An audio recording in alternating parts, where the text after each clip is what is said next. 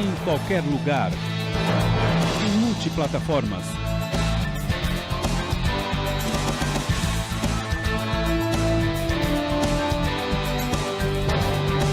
Você vê TV Grande ABC, o seu canal regional para todo o planeta.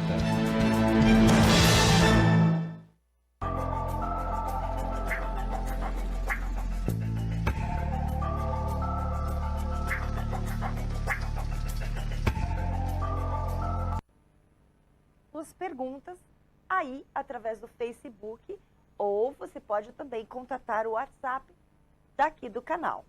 Vamos lá, nós vamos falar hoje sobre um tema bem interessante, como todos, obviamente. Nós vamos falar sobre o livro A Conspiração Anunnaki, Olho de Horus. E a pauta fala sobre deuses do Antigo Egito, ETs ou humanos. Estamos aqui com a Anabel Sampaio, escritora, egiptóloga e muito mais. Tudo bem, Anabel? Olá, Anabel. Bem-vinda ao Enigmas. Honra é nossa, né, Anabel? Gratidão. Estar novamente aqui é um prazer. O prazer é todo nosso, até porque você compartilha, né, afetuosamente, todo esse conhecimento, né? E essa bagagem que você traz. Sim, eu faço o possível, eu trouxe várias informações hoje aqui. E eu tenho uma preocupação, né, com o embasamento científico, com tudo isso. É um prazer estar aqui. A honra é toda nossa, porque uma pessoa do nível da Anabel é sempre uma honra enorme receber, né, Kátia? E o tema é um tema que realmente atrai muitas pessoas sobre o Egito. Então, nós vamos te fazer muitas perguntas, hein? Estou aqui para responder, na medida do possível. Não vamos perder tempo, né? Tá bem. Sabemos que o Antigo Egito possuía conhecimento supra-humano, certo? Houve interferência dos ETs no Antigo Egito? Com certeza. Então, é uma resposta que eu acho que merece não só uma ênfase histórica, como também da lógica, né? Sobre a presença dos extraterrestres no Antigo Egito, nós temos no Templo de Édipo uma parede com hierógrafos dizendo que os filhos do fogo foram os primeiros colonizadores do Antigo Egito. E eles vieram de uma estrela do oeste, tá? Foram chamados de filhos do fogo ou neteros. E Maneton e Heródoto foram historiadores do século III a.C. Eles falaram que em 11.340 gerações, né, anos de Antigo Egito, apenas 341 gerações não foram governadas por deuses. Então você vê que quem começou, né, toda aquela sabedoria do Antigo Egito eram realmente pessoas, seres que vieram das estrelas. E eu e tem uma coisa assim que eu gostaria de falar. Sim. Eu não acho que só o fato histórico, eu acho que essa pergunta merece muito mais, né? Nós temos comprovações no Antigo Egito que realmente vieram seres, né, supra-humanos. No Templo de Combo temos ali um Stargate. Eu vou dar só esse exemplo, tá? Entre a estátua de Horus e a de Sobek, tem um Stargate, tem um fenômeno que ocorre ali que se chama lente gravitacional. É alguma coisa que já foi comprovada pela teoria da relatividade, foi comprovada pelo princípio de propulsão, tá, de campos magnéticos de Tesla, de Nikola Tesla, e é uma coisa que o homem contemporâneo até hoje não dominou. E no Antigo Egito, eles dominavam os Stargates, eles usavam, porque o Templo de Combo, ele era assim, altamente, eles trabalhavam energia eletromagnética do Combo. Entre as duas estátuas que ficam próximas, existem dois campos magnéticos, né, que a gente chama destrógeno e extrógeno, e levógeno. E os dois assim, um em sentido horário e o outro no sentido anti-horário, criando assim um grande campo de distorce eletromagnético. Então, Einstein, ele defendeu que o espaço-tempo é curvo. Realmente ali, pela teoria de Nikola Tesla, ele tem uma intensidade de um distorce de campos eletromagnéticos pela diferença dos vórtices, bem compactados. Possivelmente, ali eles utilizaram a viagem do tempo, uma passagem multidimensional, alguma coisa ali eles fizeram. Quer dizer, isso é um conhecimento que não é humano. Nós temos já provado, né, pela teoria da relatividade, que isso é provado, né, pela física, e nós não temos isso como ação prática. E não é só isso, não. Os contemporâneos, né, os colonizadores do Antigo Egito, eles trabalhavam com fenômenos naturais. Lá em Alexandria, não sei se vocês tiveram oportunidade de ver, tem lá no Fórum Romano, tem uma pedra que fica bem no centro. Ela é localizada num ponto que trabalha com o eco. Então, quando ia um palestrante, ele não precisava de microfone, ele não precisava de nada. Toda a plateia conseguia ouvir. Milhões de pessoas conseguiam ouvir aquilo que o palestrante estava falando, simplesmente porque ele estava em cima de uma pedra que era o trabalhado eco ali naquela pedra. E tinha uma estátua também de Tutmés IV, se eu não me engano, em Tebas, que a estátua gemia, porque quando a temperatura mudava, o vento passava pela pedra polida ali daquela estátua e gemia muito a estátua. Então, assim, são fenômenos que nós não dominamos hoje, com toda a tecnologia que a gente julga ter, né? E que no Antigo Egito isso era, assim, trabalhado naquela época, né? É verdade. Maravilha, né, Olha, Katia? tudo que você comentou, Alexandria não tivemos oportunidade, mas na próxima viagem, agora nós iremos. Mas realmente ali é um ponto interessante, porque são dois tempos totalmente diferentes, né? E realmente tem essa energia bem interessante. Mas olha, fala pra gente um pouquinho, porque a Cris aborda muito sobre felinos e você também. Fale a ligação deles com o Antigo Egito. Nossa, foi uma ligação muito forte, porque os felinos, né, que são altamente evoluídos, eles são responsáveis, até hoje eles estão por aqui, porque eles são responsáveis pela vida, a parte genética. Eles deixaram isso muito forte no Antigo Egito, né, a parte genética, e não só a parte genética, como a parte da morfogenética, tá? Os campos mórficos são liderados pelos felinos. Isso eles não deixaram ficar nas mãos dos Anunnaki, tá? Isso é deles isso. Eles trabalham com nossos campos morfogenéticos, a genética e os campos morfogenéticos. O que são os campos morfogenéticos? É a memória genética. Tipo assim, nossa espécie. Todos vão nascer com orelhas, com nariz, com fígado, com coração. Então tem uma história, uma memória. Todos nós vamos nos alimentar disso. Vamos alimentar de carne, de frutas. Então, é uma memória que eles têm um certo controle através do cérebro que eles têm, das sinapses nervosas. Ou seja, as ligações nervosas do nosso corpo são ligadas pelos neurotransmissores, que é a serotonina e a dopamina, e pelas proteínas. Os Anunnaki, eles fazem o controle do nosso corpo através de um holograma ligado à proteína do sangue. E os felinos fazem através de uma proteína da sinapse, tá? De uma cadeia de proteínas que faz as nossas ligações. Tudo que a gente vai fazer está ligado ao nosso cérebro. Então, através da sinapse. Essa sinapse tem proteína também que os felinos têm esse controle. Tá? A vida e a morte, na verdade, estão com os felinos. E a presença deles no Antigo Egito foi tão forte, a hierarquia de genética dessa parte ficou tão registrada no Egito, que tudo no Egito passou a ser Sírios, porque eles vieram de Sírios, né? Sírios A. Então, o que acontece? Sírios, o calendário do Antigo Egito tem base em Sírios. Interessante. Tá? O primeiro dia, porque a Sírios é aquela estrela muito brilhante do céu. E 70 dias ela fica sem aparecer. Então, o calendário do Egito tem o primeiro dia após a aparição de Sírios. Tá? E outra, Ramadã. O dia mais sagrado do Egito é Ramadã. Até hoje é preservado por causa, né, da ascensão ilíaca de Sírios. E vários outros eventos. Tá? Hermes Trismegisto, ele teve os conhecimentos, os ensinamentos, todos muito calcados na estrela Sírios.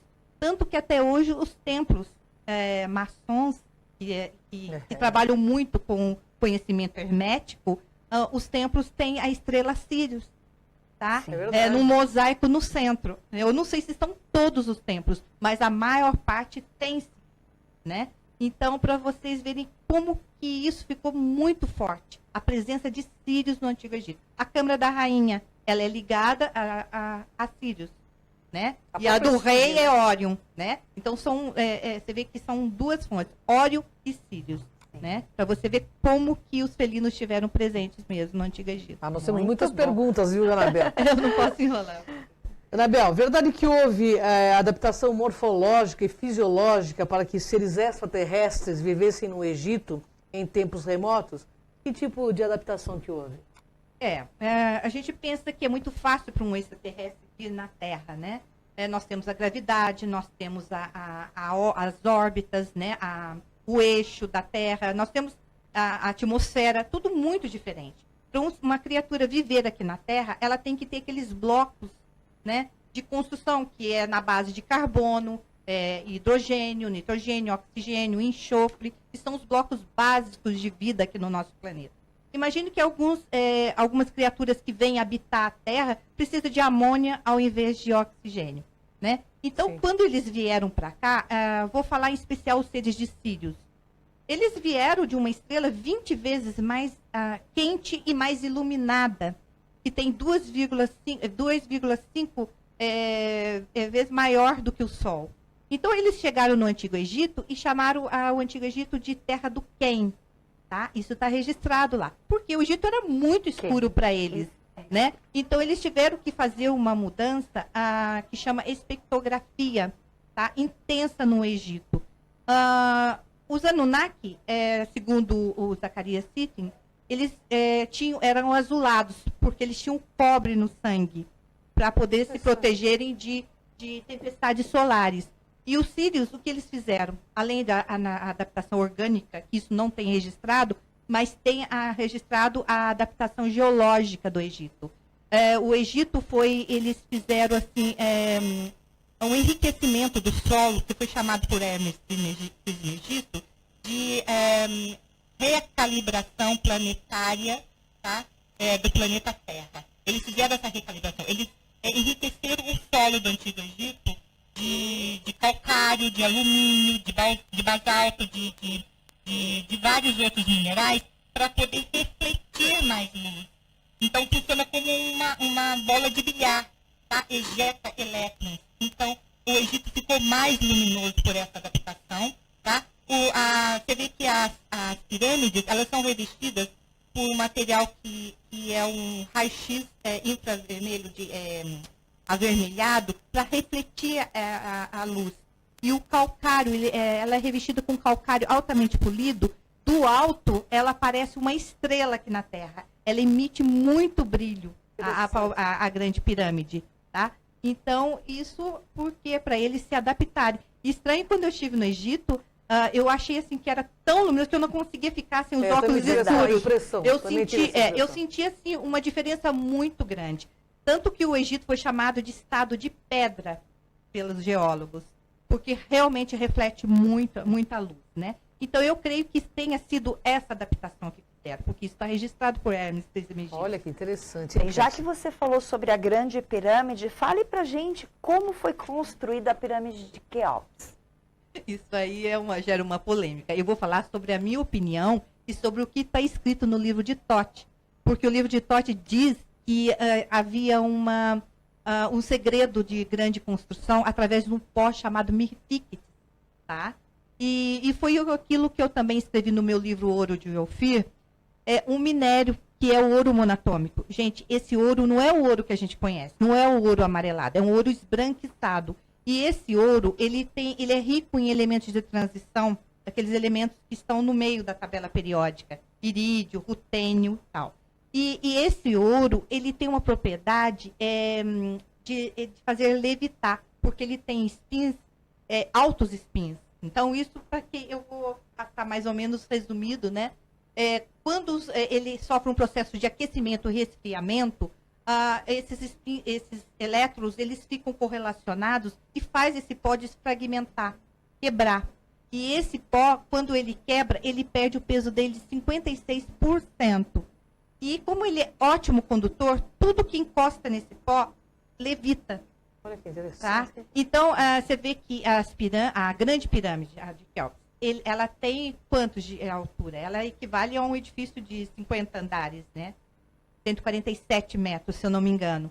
Imagina os blocos pesando toneladas, como que eles iam, como eles eram levantados à altura. E olha que não tem registro de ossadas nas câmaras da pirâmide. Então, pelo que eu sei, foi assim, registro zero de acidente de trabalho.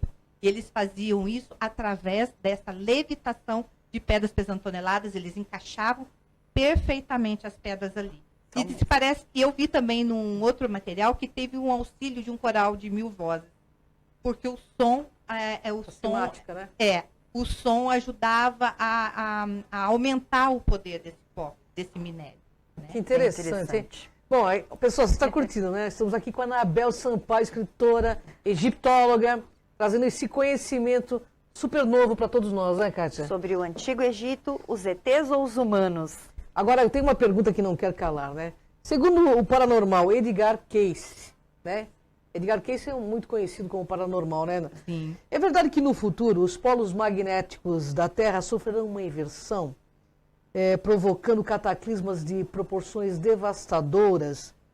Você afirmou aí em seu livro que as pirâmides poderiam evitar isto. Explica aí, Anabel. Pois é. Os cientistas já estão constatando.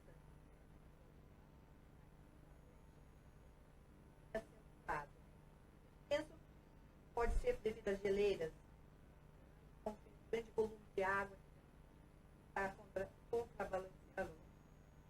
O fato é que isso é apocalíptico em várias projeções. Eu falei das pirâmides, porque as pirâmides, elas funcionam como se fossem balões, tá? São balões, imagina assim, o balão, ele está, quando ele vai, para equilibrar, você põe um respirômetro, você solta mais gás aqui, para poder controlar. De fato, a pirâmide funciona assim. Nikola Tesla, né, ele projetou uma bobina trifásica, tá? Bem semelhante à grande pirâmide, que retira a energia suja da Terra e troca por energia limpa. Tem várias explicações para as pirâmides, mas uma delas é isso. Você vê que várias pirâmides ao redor do mundo, várias. Elas, na verdade, elas trabalham a energia magnética do nosso. Só que elas se tornaram obsoletas. E há um cardeais, elas não são muito mais localizadas em cardeais. Daí vai entrar, na minha opinião, são os tokamaks. São umas câmeras toroidal, sabe? De manusear campos magnéticos. É um pouco difícil explicar isso, tá? Mas como se a pirâmide, ela aumenta o campo magnético naquele local. Quando os polos eles vão inverter, o que vai acontecer? A Terra vai perder o campo magnético dela, vai zerar, ela vai chegar a um ponto zero, onde os aviões vão cair, né? A gente vai perder tudo. E a pirâmide, ela mantém esse campo magnético, né? Espalhado. O tokamak substituir as pirâmides. Eu já tentei achar uma equipe, gente que entenda disso, para a gente poder fazer um grupo, fazer um debate a respeito. Eu não sou física, eu não sou matemática, tá? Então, onde que estão essas tokamaks? Estão aparecendo nos algoritmos. Interessante, hein? Tá, estão aparecendo. Parece que alguém está preocupado com essa inversão do polo, está nos ensinando como que a gente pode evitar que isso aconteça. Sim. E eu já analisei vários algoritmos. Todos eles são os desenhos e as explicações dos tokamaks, tá? Então, seria o que poderia salvar o planeta? Construção de tokamaks gigantescos nas linhas lei, nos vórtices da Terra, para poder gerar uma energia magnética artificial, tá? Que era das funções das pirâmides foi essa. De tentar segurar. Anabel, antes de fazer a próxima pergunta, porque nós queremos saber sobre os templos, nós vamos fazer um pequeno intervalo e já voltamos.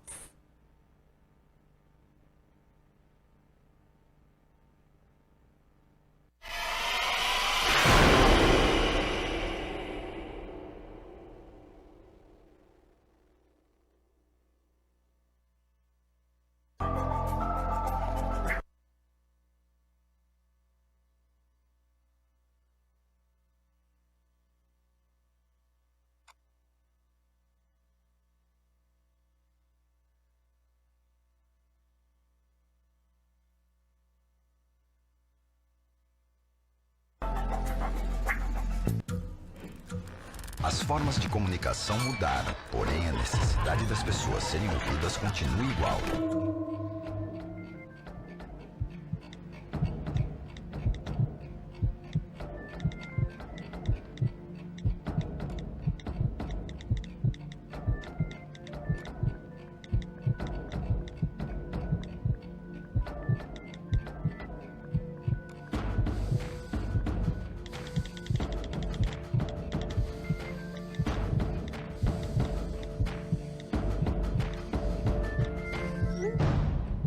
Compartilhe com o CVV aquilo que você não divide com ninguém.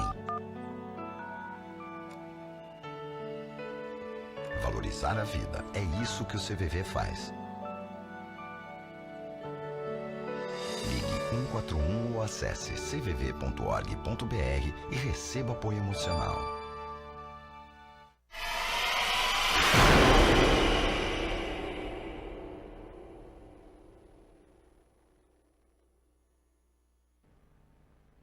Voltamos com o programa Enigmas e eu já volto com uma pergunta para Anabel Sampaio. Bem, para que serviram os templos do Antigo Egito? Que são fascinantes. Pois é, os templos, eles serviam como casa da vida. Eles eram verdadeiras universidades, tá? O iniciado, ele passava em média 22 a 25 anos dentro dos templos, tá? Então, eles passavam uma vida inteira. E você sabe que para o vestibular, né, para entrar nesses templos, era a análise das vidas passadas. Tá? Que interessante. E era uma análise da energia vital também. Então, ele só ingressava nos templos, né, para 25 anos de estudo, se ele passasse nessas duas análises. E ele ia, cada templo era uma, tipo assim, um trabalhava energia vital. O templo de Karnak trabalhava a telepatia. Dentro desse templo, eles não podiam se comunicar nem por escrita e nem por fala. Era só por telepatia. Olha que legal, hein? Tá? Então, cada templo. O templo de Kombon, ele trabalhava o medo da morte. Os iniciados eram jogados naqueles poços com crocodilo. Então, eles tinham que aprender a lidar com o medo da morte.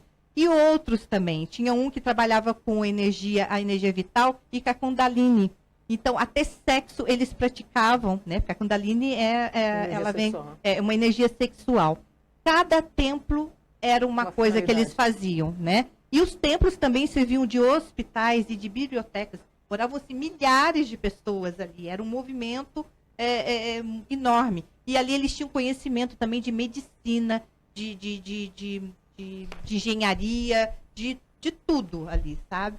Então, assim, os templos foram muito importantes. E o iniciado saía ali, ele tinha o símbolo da cabeça de chacal. Por isso que a gente vê algumas figurinhas que tem a cabeça de chacal, né? E segundo Blavatsky, esses templos tiveram como, assim, foi uma cópia da escola iniciática de Nakal, de Atlântida, tá? Então, eram muito bem estruturados os templos. Agora uma pergunta que não quer calar. Vou te pegar, Anabel, vou te pegar. Quais evidências que o faraó Akhenaton, né, pertenceu à espécie Homo capense? Porque ele era cabeçudinho também, né? Bem cabelo alongado. Conta, então, Anabel. pois é, existem provas, né, que Akhenaton foi um Homo capense. A múmia de Akhenaton é a KV55, que serve é um objeto de estudo assim, riquíssimo para a Universidade do Cairo, né? Vamos primeiro para como que ele era. Até na estátua lá do Museu do Cairo tem Akhenaton, uma estátua grande dele, né? Com os lábios fartos, com os olhos saltados, porque ele tinha um ceratocome, que era um espessamento da córnea. Ele tinha assim, um aspecto de androginia, a barriga mais abaulada, tinha os membros atrofiados. Por quê? Os Homo capenses são assim, né? Eles são mais atrofiados por eles virem do subterrâneo. Então, alguns estão aqui em cima, já se adaptaram, mas os que estão lá embaixo não têm ação da gravidade, então eles atrofiam os membros.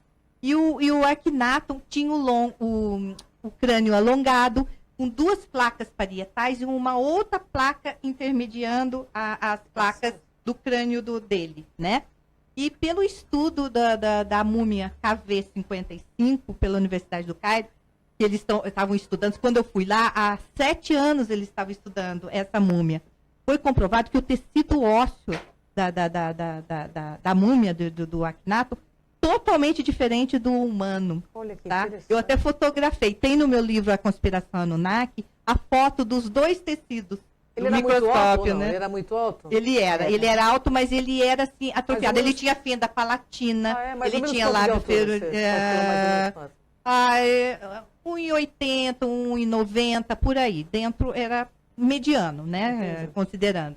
E também foi encontrada uma enzima, que agora eu não me lembro o nome da enzima direito, mas foi encontrada no crânio dele, que era uma capacidade do osso se alongar. Você já viu isso?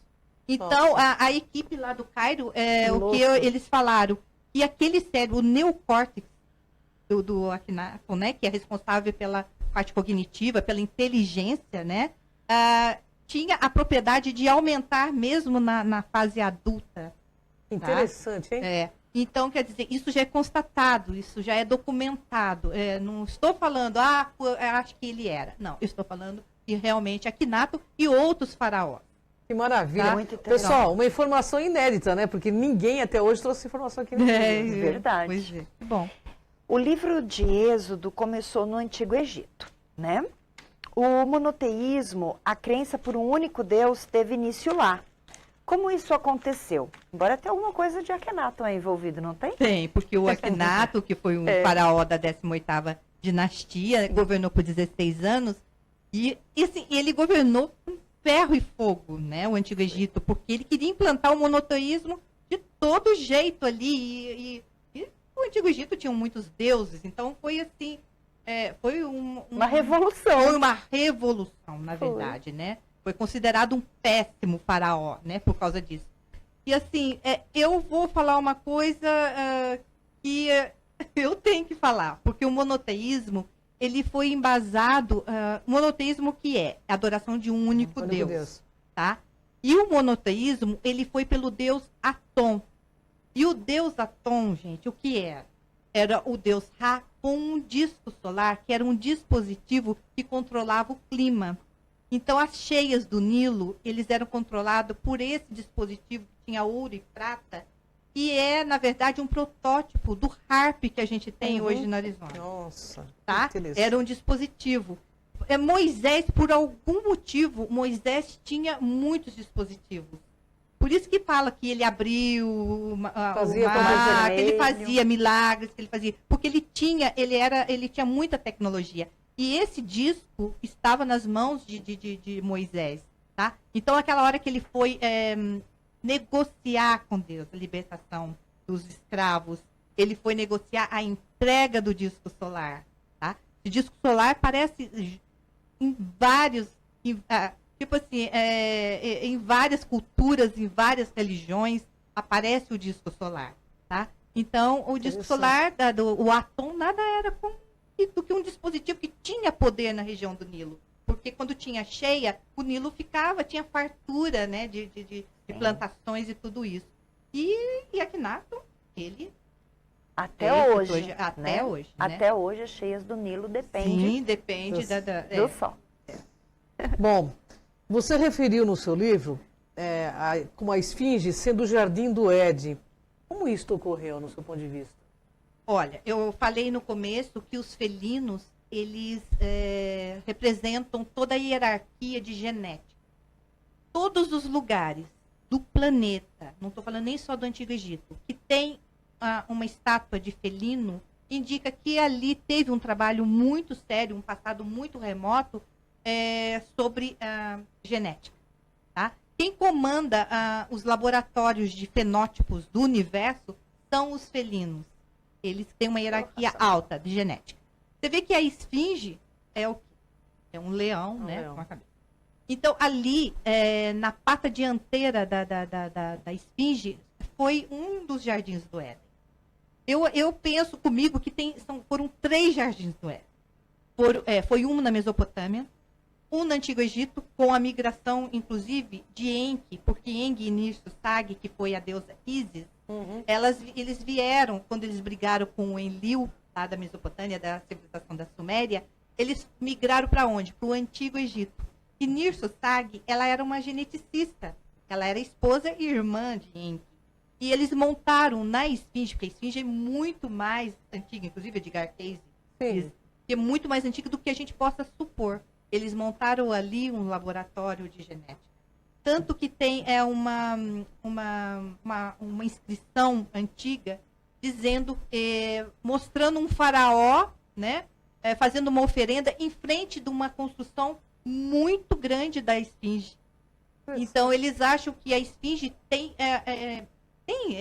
eles estão escavando agora. Realmente existe uma construção gigantesca no subterrâneo da... Olha que interessante. E também tem o egiptólogo, o Zahi Hawass, da equipe do Zahi Hawass, que eu tive a oportunidade, tive a sorte de poder acompanhar um pouquinho, né, essa equipe. Eles encontraram as placas de Nefer, né, que são placas que têm 18 mil anos, tá? Que tem os cruzamentos genéticos da população. O Egito ainda não se manifestou a respeito dessas placas, tá? O Egito anda muito fechado em relação às informações, às escavações, tudo isso. A gente fica sabendo de algumas coisas. E eles têm essas placas de Éfer nas mãos. Isso vai mexer que vai religião, mexer né? com religião, mexer com ciência, vai mexer com tudo, né? Não vamos longe, porque a Globo fez agora, né, vários capítulos sobre... E até mostraram, né, do rei, abriram novamente a tumba de Ramsés. Então, é uma das que a gente pode visitar novamente, porque ela ficou fechada há mais de 20 anos, né? E outras escavações. Muito bem dito. E assim, só uma coisa, os crânios de Paracas, né, aquela região ali, também foi um jardim do Éden ali, tá? Também porque o homem sofreu hibridações, né? E eu defendo no meu livro Operação Rhesus que existem outras espécies humanas, que é o Homo capensis, Homo saboiensis, Homo cumaras. Aqui mesmo no nosso planeta. Sim, no nosso planeta. Você vê que só os oceanos, eles ocupam mais de 70% do nosso planeta. Sim. E a biodiversidade dos oceanos, que é conhecida, apenas 1%. Tá? E eu não estou falando nem dos desertos, deserto de Gobi, que consiste num mistério, né, ali, do deserto de Gobi. Outros desertos, cavernas que a gente não consegue atingir. Então, existem seres humanos também, tá? Que são primos, irmãos do homem, tá? Vivendo em vários outros. Que eles deixaram para nós, sabe o quê? A superfície da Terra, que é a mais perigosa, a mais sujeita às intempéries da natureza. Se cair um asteroide, nós que vamos morrer, né? É verdade. Né? A mais perigosa, né? Sim. Bem, essa pergunta é um privilégio. Pelo menos para mim, de forma pessoal mesmo. Quem foi Cleópatra? Então, eu vou assim, procurar não repetir muito dos livros, né? O que foi Cleópatra, que ela governou em 69, né? Antes de Cristo. Mas eu vou falar várias, né? Mas essa em especial que eu vou citar... Isso. Ela foi uma radiestesista, ela foi médica, mestra, tá? E ela trabalhou muito com radiônica, com radiestesia. E ela curava através do plasma sanguíneo. O plasma, ela tinha uma forma de curar que era uma relação da frequência oscilatória da Terra com o plasma sanguíneo. Nossa, que interessante. Sabe? Então, é uma medicina que foge muito da medicina que a gente tem hoje. Tá? Para vocês terem ideia, não só o plasma, que ela curava através do plasma e prevenia doenças. Ela fazia um balanceamento entre os dois, a frequência da Terra e o plasma, e ela detectava a doença no início. Não só isso, os hemisférios cerebrais. Tá? Os hemisférios cerebrais. Você vê que os faraós, alguns, eles usavam os braços. Assim, né? O que quer dizer isso? Que os hemisférios cerebrais, o direito e o esquerdo, estavam em perfeito equilíbrio. Hoje em dia, os nossos hemisférios são, inclusive, é considerado normal hoje, né? Que um hemisfério seja descompensado em relação ao outro, né?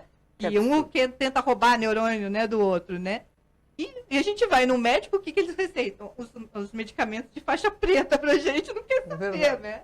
E antigamente, no Antigo Egito, a medicina era tão avançada que eles se preocupavam muito com essa, né, com o equiparamento com a semelhança dos dois hemisférios.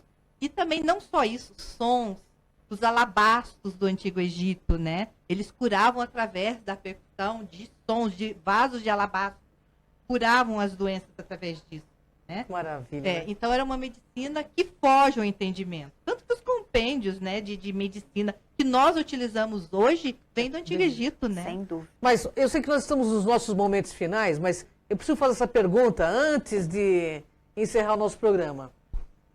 Anabel, os deuses eram ETs, como você deixa bem claro. E eles vão voltar quando? Essa pergunta eu fiz para o Eric Von Däniken e faço para outra sumidade aqui, que é Anabel Porque Sampaio. existem escritas, né? Existem escritas que afirmam que esses deuses vêm temporariamente. Eles vêm a cada ciclo, né, da Terra, né? Então, eles prometem voltar a cada ciclo, eles reaparecem, né? E tem assim, uma figura muito curiosa, que é uma figura bíblica, que é Melquisedeque. Tá? Melquisedeque é uma das figuras que sempre aparece quando a humanidade precisa. Após o dilúvio, ele veio. E é uma figura, há uma grande especulação em torno dele. Né? Ele está para voltar, Verdade. então. Sim, nós estamos no final de ciclo, né? Então, É também esses evidente deuses vão algo, vir, né? Sim. Que precisa de algo. Eu gostaria que você deixasse seus contatos, nós vamos aproveitar e mostrar as obras também, né, Cris? Sem dúvida nenhuma, com muita honra aqui, ó. Suas redes sociais, Anabel, por favor. Me sigam no Instagram, que é Anabel Sampaio, Anabel com 2 N, Sampaio, _ Urayter, tá? Vocês podem encontrar meus livros nas livrarias Cultura. No Rio Grande do Sul já estão chegando nas livrarias o livro físico, tá? Se vocês chegarem numa livraria Cultura e não tiver, só ir lá para o vendedor e encomendar. Em 2 dias o livro já estará lá. As livrarias Cultura, Saraiva, né?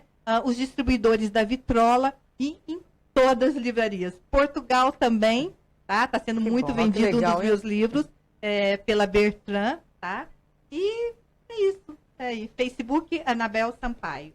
Muito bom. Vamos tirar um close aqui Por nos livros, produção? favor, aqui um deles, que é maravilhoso. E esse aqui também, o Ouro de Ofir, Que é a né? respeito do minério que construiu as grandes Pirâmides. pirâmides. E que foi o minério responsável pelo... Do Egito. Muito bem. Bom, gente, no Enigmas é assim, Kátia Gaia. www.programaenigmas.com.br, também o nosso canal no YouTube, para que vocês acompanhem todos os outros programas, né? Estão lá, fique à vontade. Cris de Pascoal no Facebook, Kátia de Gaia também no Facebook, Instagram, a página do programa Enigmas no O Facebook. Cão TV também, né, Kátia Gaia? Isso! Temos aí o Cão YouTube. TV, 1.350 vídeos, 4 milhões de acessos por mês. Contamos com você lá. Porque no Enigmas, pessoal, e com a Anabel é assim. Espiritualidade é cultura. E cultura espiritualiza. Nós te aguardamos aqui até a próxima semana. Gratidão, Anabel. Gratidão. Honra Eu enorme que estar contigo. agradeço Espero que em pela 2018 você oportunidade. possa voltar, nos brindar Deus com quiser. tanto conhecimento. Sim. Muito Eu obrigada. Pessoal, agradeço. Um abraço. Gratidão a todos. Até o próximo Enigmas. Vem com a gente nessa jornada. Tchau.